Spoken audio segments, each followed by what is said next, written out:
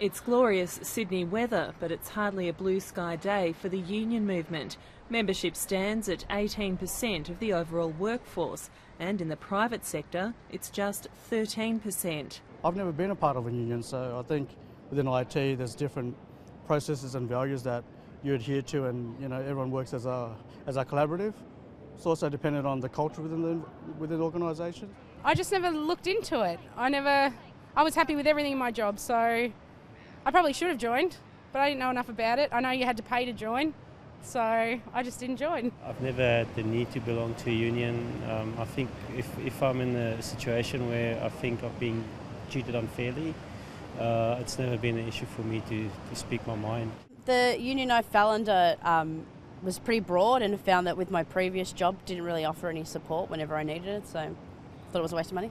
Do you think you'd ever join a union again? I know I would never join a union again.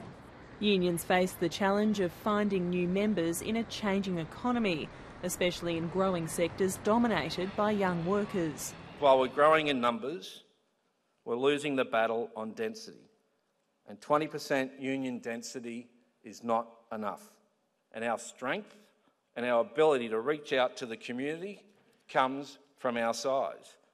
And the key to growth is campaigning on the issues that matter to our members and to our potential members. We've got to recruit the youth. The youth's our future.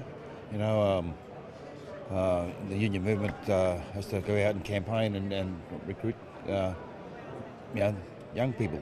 We are probably suffering from our own success. The trade union movement has delivered a lot of successful reforms for Australia, including superannuation, your rights at work, getting rid of work choices, and a lot of people might not be seeing that at the moment. Despite their achievements, unions aren't being helped by the fallout from the HSU affair. I think that we as a union movement need to come together to show everybody that that's not what we're about, and the ACTU's move to suspend membership of the HSU is the correct thing at the time. People know that this is one branch of one union out of a very big trade union movement, and so if we look at it as an unacceptable isolated case and say we've learnt from it, I think young people will understand that. Unions say young people are still exposed to a wide range of issues in the workplace, including job security and exploitation.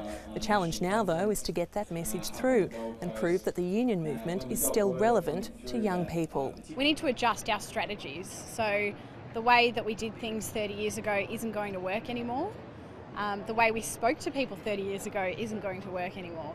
So I think we need to adjust our strategies of communication, our ways of communicating. So it's not enough to send out newsletters every 3 months. We need to be able to interact with members and non-members through text message, social media, the internet. I've found in my experience talking to young people, and certainly from my own personal experience, that young people are interested because everyone spends 40 hours a week at their job. And so it's in everyone's best interest to care about their conditions of employment. On day 2, Congress will discuss penalties for officials who misuse union funds and greater transparency for salaries and governance.